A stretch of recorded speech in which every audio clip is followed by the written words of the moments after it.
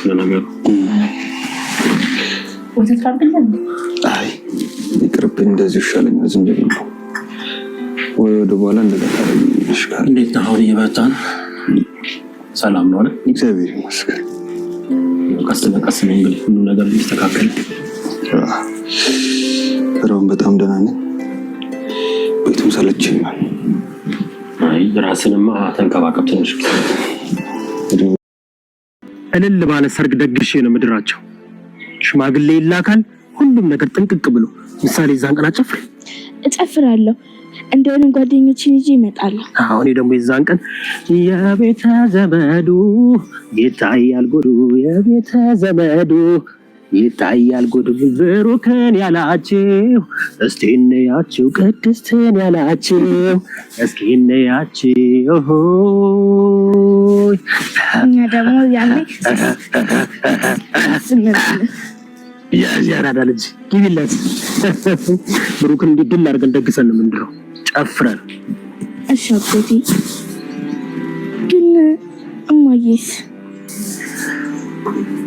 ለመሆኑ እዚህ ጋር የተቀመጥሽ ምን ሆነሽ ነው? ምን እየሰራሽ ነው? እርቧት እኮ ነው አጎቴ። ደክሞኝ ነው እዚህ የተቀመጥኩት አልኩህ እኮ። ለምሳ ልስጥሽ? ብር የለሽም? አዎ አጎቴ ስጣት፣ እርቧታል እኮ። ደስ ይለኛል። ሞገስ ሞቶ ቢሆን ኖሮ ተስካር ትበይ ነበር። ሰላም ጌስ እንደምን አላችሁ? በምሳሌ ድራማ በክፍል 108 ይዤላችሁ መጥቻለሁ ማለት ነው። እንግዲህ በባለፈው ክፍል እንደምናስታውሰው እና እህቲቱንና ማን ነበር ስሟ? ማህሌትንና ስሟ እያዝልኝም በቃ የማህሌትን እህት መድብል አግኝቷቸው ነበር መንገድ ላይ ማለት ነው። ምን ያረጋቸዋል? ይገላታል፣ ያቃታል ምናምን የሚለውን ነበር ኤፍራታ ማለት ነው። እንግዲህ በዛሬው ክፍል አግኝቷት ንቋት እንዳለፈ አይተናል። ያው የናቀበትም ጉዳይ ሙታም አጠቅመኝም ሙታ ብጎዳኝ እንጂ ኑራም አትጎዳኝም በሚለው ነው ማለት ያው ሌላ ጉዳዮች ስላሉበትም ጭምር ሊሆን ይችላል። እንግዲህ ባላየ ትቷታል ማለት ነው። ማህሌት እየተንቀጠቀጠች ነበር። ላመጣልህ ነበር፣ ልወስድልህ ነበር እኮ ምናምን እያለችው ነበረ።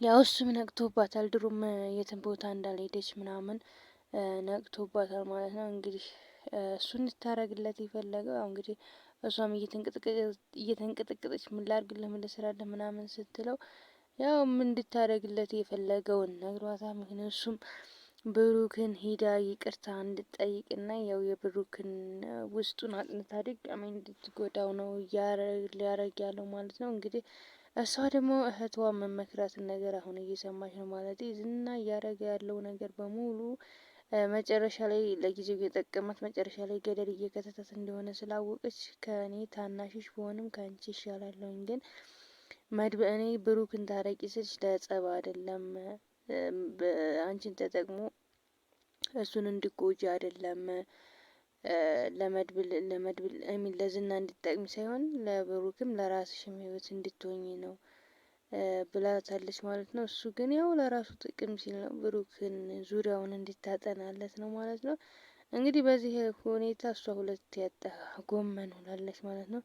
ያው ትንሽ ልቆይ እንጂ እኔ ከሀገር እወጣለሁ ምናምን ስትላት እኔ ለማንጥለሽኝ ምናምን እያለቻት ነበር። ምክንያቱም አሁን መጠጊያም የላትም ብርም የላትም ማለት ነው። ዝም ብላ በቃ ነው እሱም 5 ሳንቲም ድንቡሎ አልሰጥሽም እኔ አንቺ የሆነ ስራ ካልሰራሽ ምናምን እያላት ነበረ። እና እሷም ከሁለታቸውም ማለት አሁን ወደ እህቷ እያዘነበለች ነው። በእርግጥ እንደ በፊቱ ጨካኝ ብትሆን ፍራታን ራሱ ሰልፋ ሰጥታ ብዙ ብር መቀበል ትችል ነበረ። ግን ደግሞ ምንም እንትን አይጠቅማትም ማለት የሚጠቅማት እንዳልሆነ አውቃለች። በአጋጣሚ እንግዲህ መድብልና ምሳሌ ኬክ ካልጋበዝከኝ አጎቴ ብላ ወደ ኬክ ቤት ስትወስደው መንገድ ላይ ቁጭ ብላ ማህሌትን ተክዛ አግኝተዋታል ማለት ነው። እንግዲህ ምሳሌ እማዬ ምን ሆና ነው ምናምን ብላ ስትጠይቃት ያው ደክሟት እንዴት ቁጭ እንዳለች ደግሞ የመጣችሁብኝ እናንተ ናችሁ እንጂ እኔ ወደ እናንተ አልመጣሁባችሁም በማለት ምላሽ መልሳላችኋለች ማለት ነው። እና በዛ አጋጣሚ ብሩክም ሊያገባ እንደሆነ ነግረዋታል ማለት ነው። እና ደግሞ አጎቴ አልበም ሊያወጣ ነው፣ ዘፈን ሊለቅ ነው፣ ደስ ይላል ምናምን ስትላት ብሩክም ሊያገባ ነው ብሎ ቅድስት ሊያገባ እንደሆነ ነገሯት ማለት ነው። እነሱ እኮ ከተጋቡ ቆይተዋል ምናምን አዲስ አይደለም። እና የታክሲ ብር እንኳን የላትም፣ ምግብ የምበይበት ብር የለሽም ርቦሽ ነው ወይ ስትላት፣ አዎ ያው መድብል አልጨከነም፣ ብር አውጥቶ ሰጣት። እና ማህሌት በዚህ ደረጃ ልክ ነው የወረደችው። ያው መጥፎ ስራ መጨረሻው እንደማያምር ያው ከባድ ነው። እሷም ስትነበዝና ግን መጥፎ ስራ ይሰራል፣ ግን ህይወቱ የተቃና ነው። ለኔ ለምንድን ነው እንደዚህ የማይሆነው እያለች ነበር። ግን አሁን ወደ ቀልቧ እየተመለሰች ነው ይመስለኛል። ያው ብሩክንም ባታገኙ ሌላ ህይወት ትኖራለች ወደ ቀልቧ ከተመለሰች ማለት ነው። ሌላው እንግዲህ ያው የጠበቃው ጉዳይ ነው። ኧረ ጠበቃው እንዴት እንደሚያስጠላ እጅ ለፈሪ ብላ ሞዛዛ ለሞዛዛ እሷማ እንዲነፈዝናት ወይ መተወናችን አይ እናቴ የምር እያለች ማለት ነው። ማልቀስ ራሱ በደንብ አችልበትም። እና በሞገስ እና በሷ ጉዳይ እንግዲህ ከባድ እንትን ነው ማለት ክፍተትን የተፈጠረው አልነገረችውም እስካሁን። ሞገስም በጣም ወደተኛ ነው፣ ጠበቃውም ተስፋ እየሰጠው ነው፣ ቦታ ይመለሳል፣ ንብረት ይመለሳል ምናምን እያለ እንግዲህ ዛሬ ዳጣ ልታማክራት ወደ ውጭ ወጣ ብላለች ማለት ነው። እንትና ማነው ያቺ ሉላ እንዲህ ላድርግ ምናምን ስትላት፣ ያው ለመድብል ለሞገስ ንገሪው እንጂ ሌላ ምንም ነገር አይደረግም ምናምን አለቻት። ግን ለሞገስ ብትነግረው ደግሞ የጎንዮሽ ጉዳት እንዳለው አወቀች እና እስኪ እናስብበታለን እንጂ አትንገሪው ምናምን ብላ አጽናንታታለች። የሆነ ምክሮችን ነገር ጣል ጣል አድርጋበታለች። እንግዲህ ለመርዶ ደላላው ደውለው ፊክስ ያደርጉታል ብዬ ተስፋ አደርጋለሁ። ማለት ያው እስካሁን መርዞ ደላላው ጥቅሙ አልታወቀም። አንድ ጥቅም ብቻ ነው የሰራው ማለት ገባ እንጂ አሁን ይህን ታሪክ ይስራ ቢያንስ እንዴ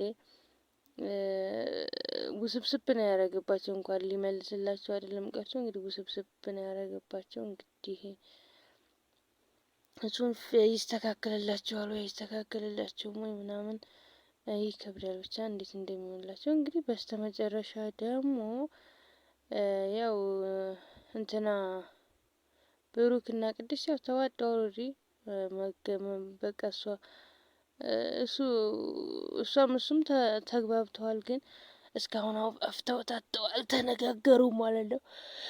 እንግዲህ እያወሩ እያለ በመሀላቸው መድብል መጥተው ቁጭ አለ። መድብል በመጥቶ ቁጭ ባለበት ጊዜ እንግዲህ ሻይ ነው እንደ የምታፈዩ ቅድስትዬ፣ የለም ወይ አጥሚት ምናምን ነገር ለብሩክ ምናምን እያላት፣ አይ እኔ ሻይ ፈልጌ ነው ዝንጅብል ሻይ ትንሽ ጨጓራዬን ስላመመኝ